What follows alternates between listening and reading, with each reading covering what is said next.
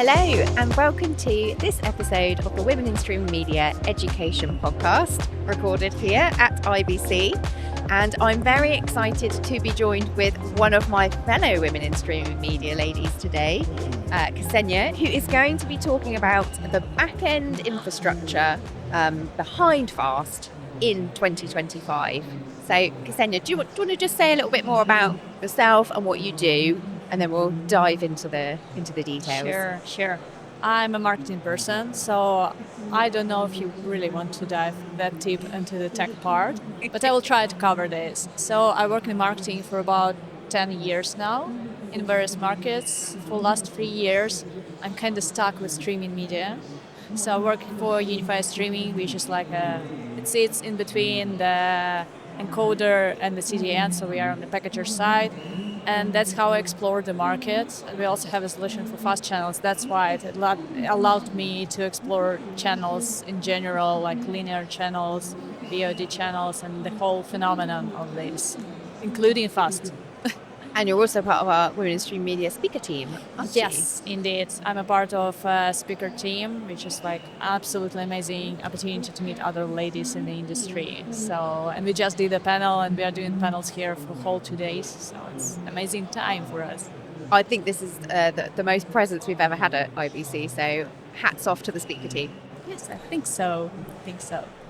So let's talk a little bit about FAST then. So from your perspective, how has FAST shifted from being a bit of a niche experiment to start off with to being an actual core part of the ecosystem within streaming? So I think there are two components of this. First one is really a behavior one, because I think our generation is quite familiar to the phenomenon of linear channels when you have to wait till the end of the ad break to continue watching your favorite series or show or whatever.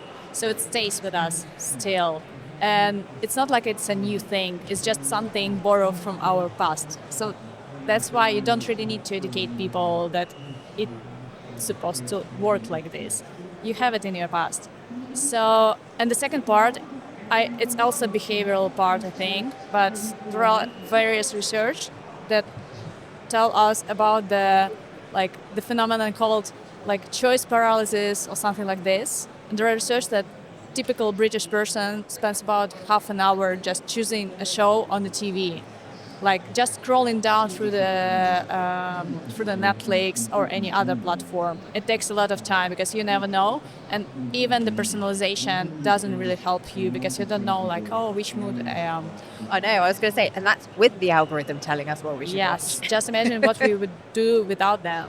So I guess that's why sometimes it's just easier for you to turn on, just to push one button, and really show us we see on the market that there's a race of channels in general. But also with years of practicing this, I guess companies learn how to calculate the revenue, how to understand how to target well, and how to combine this possibility to spend money for fast channels and also to get the revenue from this. So I guess that's a combination of everything. I mean, I was very happy that my TV could actually default when I turned it on to this Jamie Oliver channel. And that meant that I didn't have to, I remember I used to try and find Jamie Oliver episodes to watch, but it was just there. It was great. A bit of a plug for Jamie Oliver there. So he's great. It's just great. It's good. And who doesn't want to watch food? So obviously we talked a little bit about what the content was, and I just kind of rambled off on my my preference. But part of the the purpose around FAST is the ad side of it. So on the back end, ad decisioning is taking place in the right stream from a marketing point of view. How do you see this shaping brand strategies, audience engagement as we move forward? Now we're at the end of this being an experiment. What does this evolution of that look like? So I think this shift is also connected with metadata. Because for me as a marketing person, the more I know about the person who's watching content, but also the more I know about the content itself, the better I can integrate my ads into the stream. So me and my husband usually watch American football, and I love watching it with ads. that's the only thing I really like to watch with ads, because there's all this like absolutely amazing pizza that looks so sexy and you just want it. And like all the funniest ads, I know all the jingles of insurance companies there. So like it's absolutely amazing way to entertain you during the ad break. And I think it's also based like they know what that they show in typical like very specific sports. They know this very specific like situations when they show it. But I also think the more we get metadata, the better we understand that we actually can place the Coca-Cola right after the moment when the hero of the movie opens the Coca-Cola bottle. So that's what the future is of ad placements, I guess. So like better integration. And at the same time, it's super scary, but also super promising in terms of like conversion rates and everything for people who are buying products. It's funny when you were talking about that, and then previously you said about us being the generation that, we had ads inflicted on us. I wonder whether, our, what am I trying to say here?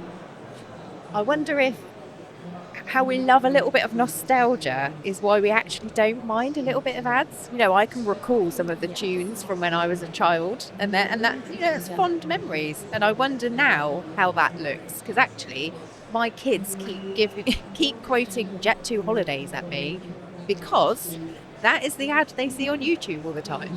Yeah, it sticks with you, right? Yeah. So although we think we are spending ages avoiding adverts, maybe that actually isn't the case. But also, it's all about the threshold, like how much ad can you tolerate to Yeah. keep watching. Yeah, that's true. They are literally just quoting a sentence at me. So we talked a little bit about kind of metadata and the importance around that.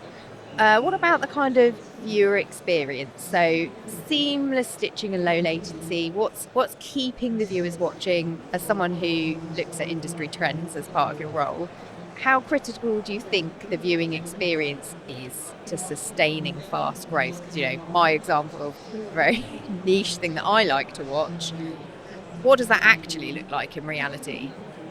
So I would think about fast channel as about any other piece of content. So if we're talking about the fast channel that shows sports, we're just talking about sports. So like what matters in sports? Probably latency. So it will be one of the main measurements that we are target. And I guess in this case, latency really matters. Precise teaching, it's a must, I think, nowadays. We all have this childhood trauma when someone starts saying something at break. So we all remember this feeling. And also we have a community of our technical people who are buying our products, and we made a really nice exercise yesterday together with them when we did we cut piece of content to pieces, like cut the content to the pieces and also stitched it. And we did it 2 times. First time without the precise cutting, and the second one was with frame accurate cutting. And you really feel the difference, and you really understand that it matters, because like it's so smooth. And I totally understand the viewers who get this like frame accurate cutting, because it's really important, especially when I'm talking about VOD content, which is like, I think most of the cases nowadays are VOD content, because people are trying to monetize the archives that are already there and just to get the most of this like huge amounts of data they store. So that's why I would say this is definitely an important thing. But it's also like about what we just discussed about the ads, how many ads you put there, how you do it, how you target these ads. So it's like in combination. So part of it's got to be talked there about making it feasible for people actually to engage with it. But that also is about the personalisation side of it as well, isn't it? So, there's a balance between personalised ads and compliance, what we have to do, and to meet what our people that are paying for us to put the ads in there actually want as well. How do you see, in marketing terms, kind of navigating that tension across those different areas? So I would say that the regulation is not really a challenge, probably, if you know the rules. if the rules are set and you know them. Because like I previously used to work on a very regulated market. I used to work for a while in biotech company that produces the like prescription drugs, and it's really regulated market. You know that you are not allowed to do a lot of stuff, but as soon as you get this information, I'm not allowed to do this, and that. You at least can understand what you're allowed to do, and then it just filters all your thinking. So I can't say that it's a bad thing because after all, it's all like, I don't know, every regulator is trying to take care of the viewer, to protect the viewer. And if the viewer will be happier without having like 5 minute ad breaks, it's totally fine. But it's a little bit unfair to ask me as not a person who's running channels and not putting breaks there. So you probably should ask someone who creates ads and who wants to sell something. They probably have another opinion. Yeah, I mean, there's a balance of these opinions, aren't Yes. there? And at the end of the day, we also are, Yes. making and also, money.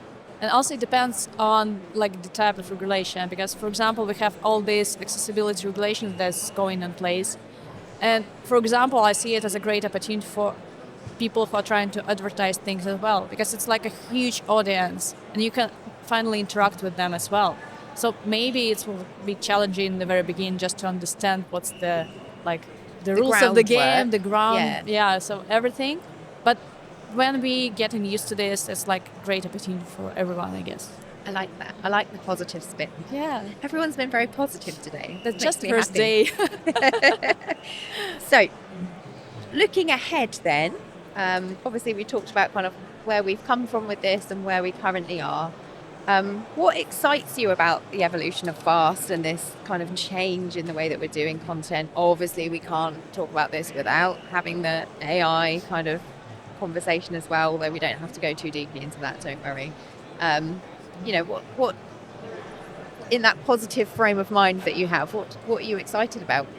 I'm really excited about the personalization, and I think that's the future. But it's not the personalization that we have in place now. Because, for example, if I'm requesting any fast channel now for my age group, for women 30, 40 years old, what will I get? Probably some kids-related content, or cooking, or something like this. But if they're thinking of me as a person, who's I'm into the gaming, I'm into American football, I'm working person who's focused on career as well. So if they know this information and if they tailor this channel for me, it's another story. I will be glued to the screen. But I understand that nowadays it's super expensive, but a while ago, fast channels were expensive too. And for example, if you look at ITV, who just launched a new approach for fast channels, they used to do it on a workflow that required an encoder, that required the whole delivery. Now they do more of a packager-based approach, which is much cheaper and more cost-effective for them. So now it might be expensive to target me as a person, but give it another 3-5 years. I think it's going to be exciting. I love that as well, because I've always been not being all for have all my data, but the bonus of having accurate data about somebody and what that actually means. Because when you don't tick the generic boxes of something, then you're not actually benefiting from it. And I definitely don't appreciate some of the adverts that I've been getting. Right, that is all we've got time for today. So thank you so much for joining us. Thank you. Really appreciate you coming on the show. Thank you. It was lovely. And have a great ABC. Thank you.